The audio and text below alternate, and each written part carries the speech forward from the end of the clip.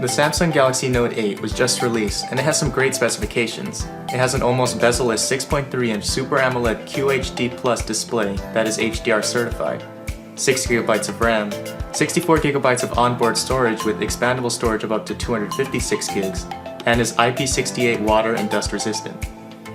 Along the top of the phone, you'll find its iris scanner and also its 8-megapixel front camera that has the autofocus and can shoot up to 1440p video. On the back of the phone, you'll find the dual 12-megapixel camera system that gets you depth effects and a 2x optical zoom, while also being able to shoot 4K video at 30 frames per second and 720p video at 240 frames per second. Next to the cameras, you have the flash, heart rate sensor, and fingerprint scanner. The iPhone X also has some great specifications. It has an almost bezel-less 5.8-inch Super Retina HD OLED display that has True Tone technology. The iPhone has 3GB of RAM and storage options of 64GB and 256GB, and is IP67 certified water and dust resistant. Along the top of the phone, you'll find its sensors required for Face ID and its 7-megapixel true depth camera that can shoot 1080p video. On the back of the phone, you'll find the dual 12-megapixel cameras that also give you depth effects and 2x optical zoom functionality. And these cameras will be able to shoot 4K at up to 60 frames per second and 1080p at up to 240 frames per second.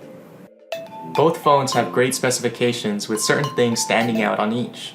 The Note 8 has a bigger, higher resolution screen than the iPhone X, and although the iPhone X has an OLED screen, it will only be able to get as bright as the iPhone 8's LCD panel. The Note 8 screen can get twice as bright. The Note 8 also has great benefits of having a microSD card slot to allow users to increase the amount of storage available to them. It should also be noted that although the Note 8 has double the RAM as the iPhone X, the iPhone should run faster than the Note 8 because of how well Apple optimizes all of their applications and internal processes in their phones. Also, the iPhone X has Apple's new A11 Bionic chip, which is proving to be the fastest chip on any smartphone to date. The cameras may also edge out on the iPhone X simply because of the incredibly high frame rates available for both 4K and 1080p video recording. The iPhone X will have Face ID, which uses a digital mapping of your face to unlock your phone.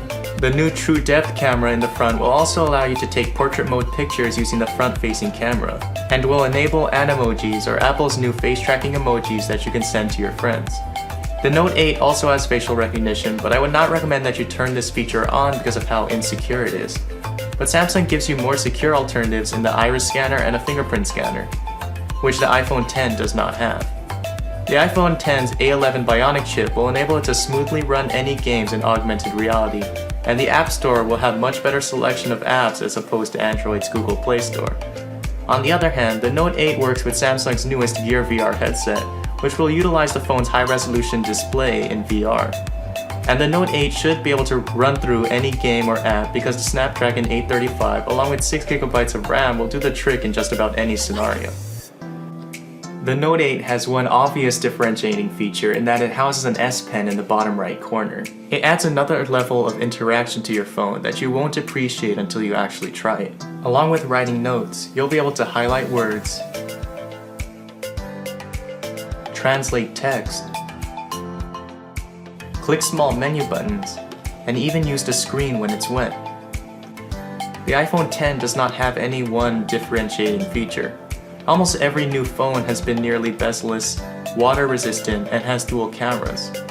But Apple has done a terrific job in making a phone that is easy to use, really fast, and now has a design that is new and unique to it.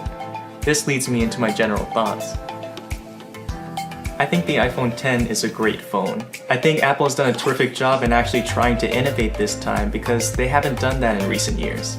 I just have a problem with the iPhone X being released alongside two slightly upgraded versions of last year's phone, while trapping users to have to decide between the old design at $699 and $799 and the new design at almost $1,000.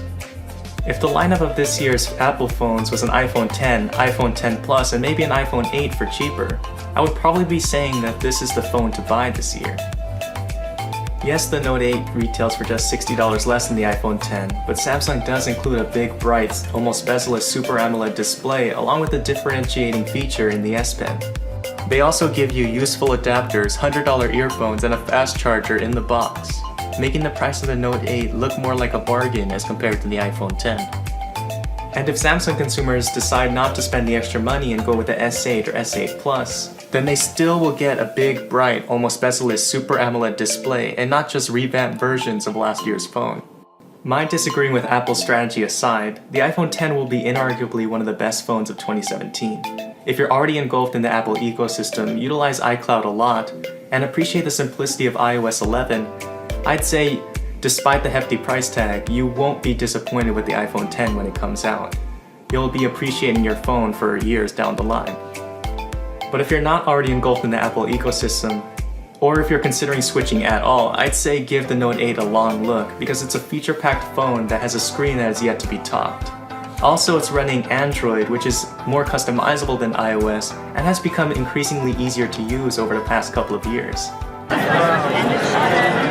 Some of the new augmented reality apps are really cool too. So if we go into scenes and camera here, we can select a scene. These are 3D scenes. Use the true depth camera. So you can even put you on the Millennium Falcon here. R2 is projecting behind you. New Snapchat filters that use the true depth camera. So now we can have like a real mask, and as you move your face and talk, and those things are beautifully fitted in. It's really, really nice. Just fabulous. That's definitely me. Definitely me. It's very fun. Some of the augmented reality apps as well. Say something like Freeblade here. All of that is done to safeguard so somebody else can't unlock it. Set this up for you. So we put a tap on here, do painting. So I'm going to choose painting here, liveries, choose livery. Say save and continue. The photo mode, we'll find a plane here. Move that around, find a target, and we're playing the game live on the table. Making different stances. Start a battle here.